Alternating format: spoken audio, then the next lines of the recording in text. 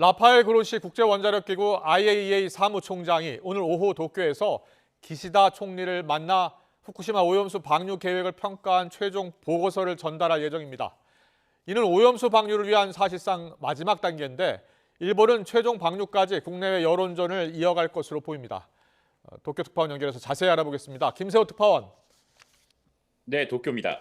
네, 그로시 IAEA 사무총장 기시다 총리를 접견하기에 앞서서 하야시 외무상과 만났는데요. 공동회견에서 어떤 내용이 나왔습니까? 네, 라파엘 그로시 IAEA 사무총장은 정오 무렵 하야시 외무상과 5천여개만 회담을 한 뒤 공동 기자회견을 열었습니다. 그로시 총장은 회견에서 후쿠시마 원전을 둘러싸고 현재 중요한 국면을 맞이하고 있다며 IAEA가 2년여에 걸쳐 집중해왔던 원전 오염수 관련 보고서를 오늘 오후 제출할 수 있게 돼 영광으로 생각한다고 말했습니다.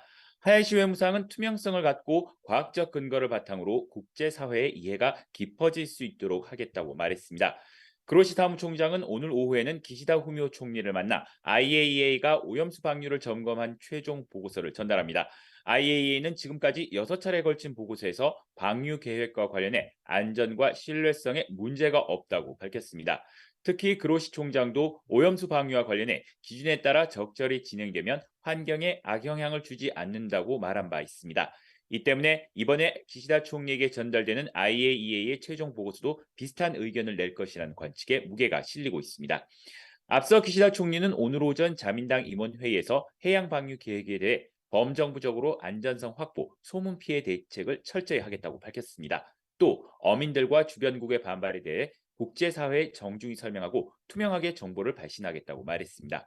그로시 사무총장은 기시다 총리를 만난 뒤 기자회견을 진행할 예정인데 후쿠시마 오염수 방류에 대한 평가를 밝히고 질의응답도 이어갈 것으로 보입니다. 이후 니시무라 경제산업사, 야마나카 원자력 규제위원장을 잇따라 만날 계획입니다.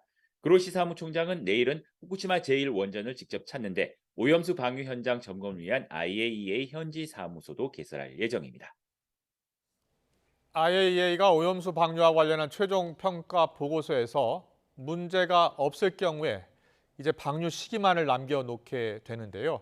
자, 일본 여론은 비교적 찬성이 많기는 하지만 반대 여론 또한 무시할 수 없는 수준이라고요?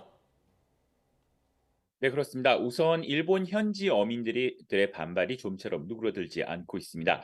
오염수 해양 방류로 인한 부정적인 소문으로 생계에 타격을 줄 수 있다는 이유입니다. 이 때문에 어민들은 결의문 채택 등 반대 의사를 지속적으로 밝히고 있습니다.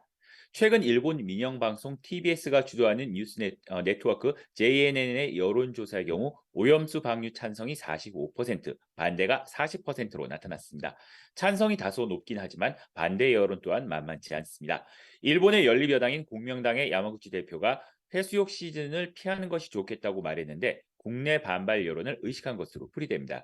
하지만 일본 정부는 봄에서 여름 무렵 오염수 방류를 하겠다는 계획에는 변함이 없다는 기존 입장을 거듭 강조하고 있습니다. 다만 IAEA의 최종 보고서에서 별다른 문제점을 지적하지 않더라도 기시다 총리는 일단 여론의 움직임을 살피면서 방류 시기를 정할 계획입니다.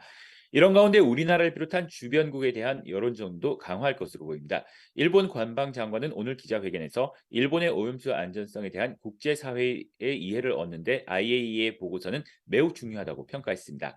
특히 다음 주 열리는 아세안 안보 포럼 외교장관 회의에서는 하야시 외무상이 오염수 방류 처리의 필요성을 적극 설명할 것으로 보입니다. 이와 함께 IAEA의 최종 보고서를 바탕으로 일본 8개 현의 수산물 수입을 금지하고 있는 우리나라에게 수입 재개를 강력히 요구할 것으로 보입니다. 지금까지 도쿄에서 전해드렸습니다.